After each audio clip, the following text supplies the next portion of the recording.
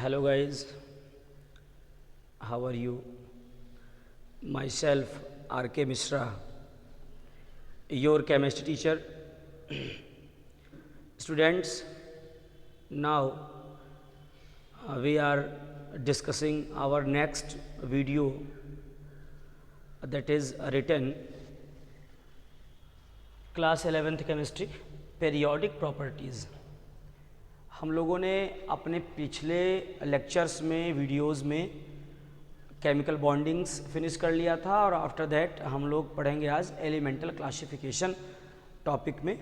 तो आप सभी जानते हो कि as per the order of government 30% syllabus is reduced, 30% syllabus कम कर दिया गया है।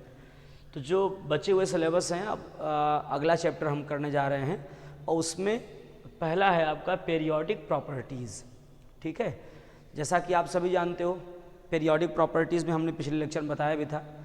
तो पिछले लेक्चर से आगे बढ़ेंगे और यहाँ पर बच्चों हम जो बात करेंगे वो करेंगे सबसे पहले आयोनाइजेशन,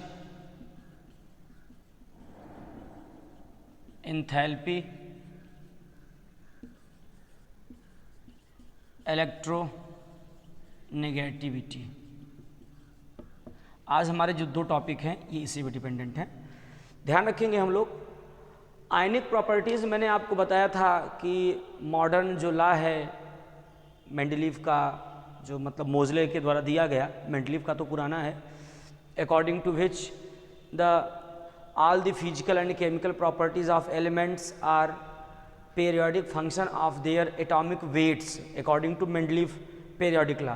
मैंने सब बता दिया था आपको कि पीरियोडिक लॉ जो मेंडलीव वाला है उसमें एटॉमिक वेट लिया गया था और जो मॉडर्न वाला जो मोजले इत्यादि ने दिया उसमें क्या हुआ कि all the physical and chemical properties of elements are periodic function of their atomic number. मतलब ये कहने का सेंस हुआ कि अगर एलिमेंट्स को एटॉमिक नंबर के इंक्रीजिंग ऑर्डर में हम अरेंजमेंट करना उनका स्टार्ट करें तो आफ्टर सम रेगुलर इंटरवल, कुछ थोड़ी थोड़ी दूरी पर, कुछ रेगुलर इंटरवल पर सेम प्रॉपर्टीज़ वाले एलिमेंट्स आपस में रिपीट होंगे। ये बात हुई थी, सब तो पुरानी बातें हो चुकी थी, तो मैं आपको रिपीट कर रहा हूँ थोड़ा सा। अब आयनिक मतलब पीरियोडिक प्रॉपर्टीज़ जो है हमारी, उस पर हम बात करेंगे आज। पीरियोडिक प्रॉपर्टीज़ में सबसे पहला ध्यान रखेंगे इस चैनल पे और नोट्स में भी, जब तक आप मेरा नंबर सेव नहीं करेंगे तब तक आपको प्रॉपर नोट्स मिल नहीं पाएंगे, इसलिए नंबर को सेव करेंगे और चैनल को भी सब्सक्राइब करेंगे, तभी तो आपको सारे नोटिफिकेशन मिल पाएंगे। ठीक है, तो चलते हैं, स्टार्ट करते हैं आज को।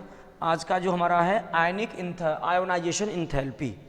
ठीक है बच्चों, ध्यान रखना है, जैसे मान लीजिए ये आपके इलेक्ट्रॉन्स की अरेंजमेंट है इस तरह से। पहले सेल में तो 2 इलेक्ट्रॉन होते हैं, सभी जानते हैं, इस तरह से। दूसरे में 8, इस तरह से व्यवस्था बनती है। ठीक है, तो बेटे अगर मान लीजिए, ध्यान सुनिएगा, पहले हिंदी में बात करते हैं फिर इंग्लिश में बताते हैं आपको। आयोनाइजेशन इंथैल्पी की बात करनी है ना, तो अगर मान लीजिए हमको किसी भी आइसोलेटेड गैसियस एटम के आउटर मोस्ट सेल से, ध्यान रखना, मान लीजिए कोई एटम है तो पहला हम काम क्या करें, इसको आइसोलेट करें। आइसोलेट करने का मतलब जैसे मान लीजिए कि सोडियम क्लोराइड है, कंपाउंड है आपका ये, इसमें से सोडियम एटम देखना है तो सोडियम क्लोराइड से पहले सोडियम को अलग करेंगे, सेपरेट करेंगे। तो किसी भी आइसोलेटेड का मतलब अकेला, किसी भी आइसोलेटेड गैसियस एटम के, गैसियस कहने का मतलब ये होता है कि अब उसकी काइनेटिक एनर्जी आपने खूब बढ़ा दिया है और उसके जो मॉलिक्यूल्स हैं, जो इलेक्ट्रॉन्स हैं, जो अरेंजमेंट है उसका इंटरनल स्ट्रक्चर जो है वो खूब दूर दूर हो चुके हैं। ठीक है ना, तो किसी भी आइसोलेटेड गैसियस एटम के आउटर मोस्ट सेल से कम 1 इलेक्ट्रॉन निकालने पर जितनी एनर्जी की ज़रूरत होती है उसको हम क्या नाम देते हैं, आयोनाइजेशन इंथैल्पी। जैसे मान लीजिए ये कोई आइसोलेटेड गैसियस एटम का कोई सिस्टम है बच्चों, यहाँ से आपको मान लीजिए 1 इलेक्ट्रॉन रिमूव करना है। ठीक है ना, तो इसको रिमूव करने में जितनी आपको एनर्जी लगेगी, that is known as ionization enthalpy. Listen carefully, the minimum amount of energy मेरे साथ साथ लिख लेना अगर लिखना हो तो।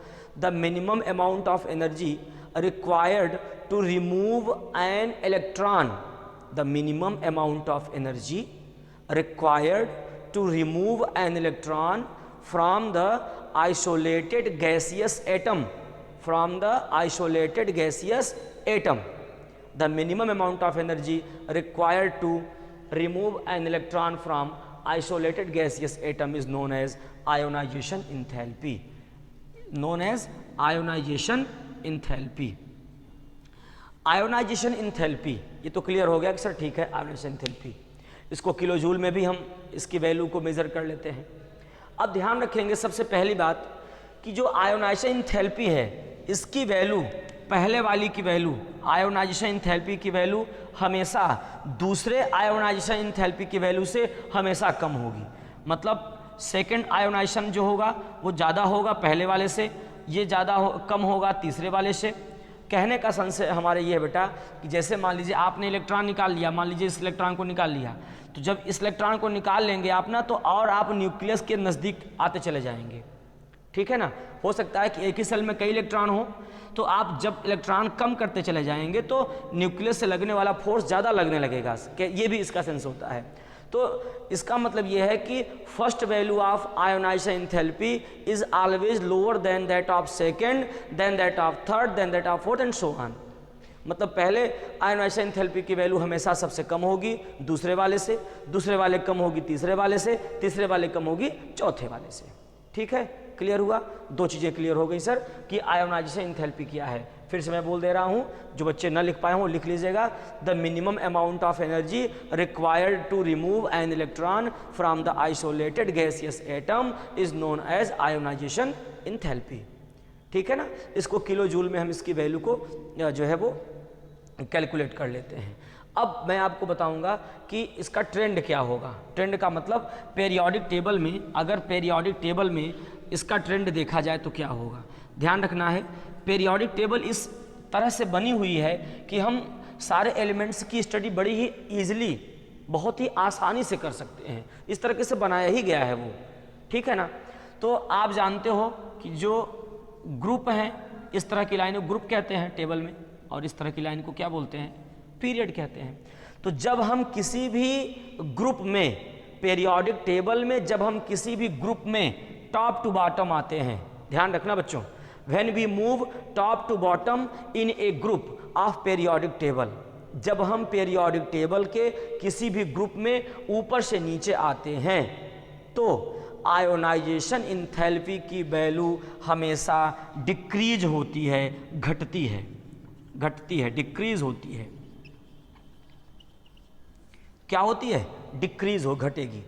कारण क्या है बच्चों कि टॉप टू बॉटम आने पर एटम की साइज इंक्रीज होती है, साइज बढ़ती है, और जब एटम की साइज बढ़ेगी बच्चों तो न्यूक्लियस से अंतिम इलेक्ट्रॉन तक लगने वाला जो इफेक्टिव न्यूक्लियर फोर्स है वो कम हो जाएगा, और जब अट्रैक्शन फोर्स कम हो जाएगा तो इलेक्ट्रॉन को निकालने में बहुत आसानी होगी, और रिजल्ट क्या होगा कि एनर्जी आपको कम लगानी पड़ेगी। मैं फिर से रिपीट कर देता हूँ, जब हम when we move top to bottom in a group then the value of ionization enthalpy decreases, घटती है, because the attraction force acting from nucleus to last electron decreases, last electron decreases, अंतिम electron तक लगने वाला जो force है वो घटने लगता है, क्योंकि दूरी बढ़ने लगती है, दूरी बढ़ने के साथ साथ ये फोर्स कम होने लगता है, और जब फोर्स कम हो जाएगा तो आपको एनर्जी क्या हो जाएगी, कम लगानी पड़ेगी।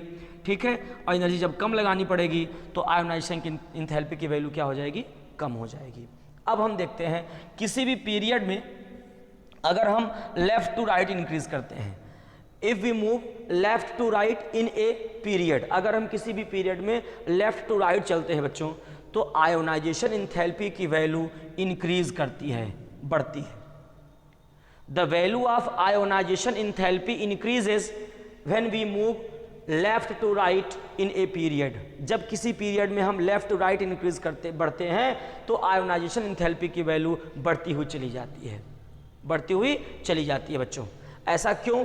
क्योंकि जैसे ही हम लेफ्ट टू राइट बढ़ते हैं एटम की साइज कम होती चली जाती है, एटम की साइज़ क्या होती है, कम होती चली जाती है। और आप ध्यान देना, एटम की साइज़ अगर कम हो जाएगी तो अंतिम इलेक्ट्रॉन और न्यूक्लियस के बीच में ज़्यादा डिस्टेंस नहीं रह जाएगा, तो जो लगने वाला फोर्स है वो ज़्यादा इफेक्टिवली काम करेगा, और फोर्स जब ज़्यादा इफेक्टिवली काम करेगा तो आपको इलेक्ट्रॉन निकालने में बहुत अधिक एनर्जी लगेगी।